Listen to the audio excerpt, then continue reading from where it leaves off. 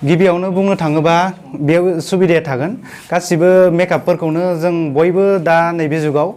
सिख्लाफ्रानो जियानो जाया मानो मेकआपा जोंनि इम्परटेन्ट बायदियानो जाहैबाय हाबा बिबा गासैयावबो जों मेकआप बानायो बिनि थाखायनो आं सानदों बागानपारायाव जिहेतु मेकआपनि एकाडेमि गैखाया दङ पार्लाराव फोरोंहोनाय खोनानो मोन्दों थेवबो एकाडेमि गैखाया बिनि थाखाय आं सानबाय बागानपारायावनो मेकआपनि एकाडेमि होनानै जोंनि बे लाइमोनफ्रा जायनोखि डिग्री सोरबा पास जानानै थानाय सोरबा लेखा फरायना गारनाय बिथांमोननि थाखाय मोजां जागोन आरो बिथांमोना सानो दा बेलेग बेलेगाव लाहैनो थाखाय मेकआपनि कर्स लाहैनो थाखाय गोजान गोजानाव थांनांगौ जायो दा जायगायावनो खुलिना होनाय लोगो लोगोनो बिथांमोना जायगायावनो कर्स लानो मोनगोन आरो खम खरसायावनो जागोन आं बेखौनो बुंनो सानो पार्टी मेकआप ब्राइडेल मेकआप बिनि उनाव स्मोकी मेकआप बेफोर थाहैजोबगोन गासिबो केरेक्टार मेकआप ओमफ्राय ड्रेसिंनि थागोन टटेल जोङो हमनानै 15तासो बेयाव कर्स होनाय जागोन आरो बे कर्सआ टटेल 3 मानि जागोन 3 मानि कर्सआव जों फोजोबना हगारहरगोन आरो एडमिसननि बाथ्रा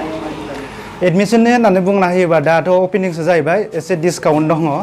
बारा इसेबां नङा दा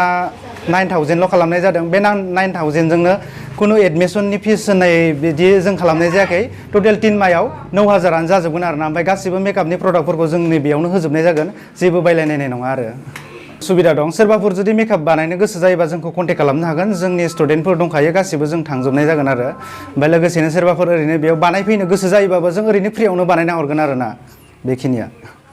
बेयाव आं दा अनलि हिन्जावसाफोरनि खालामनाय जादों बयसनिखौ खालामथ'नाय जायाखै उनाव सुबिदाफोरखौ नायनानै आं बानायगोन दा बेयाव गार्ल्सनिल' एलाउ दं आरो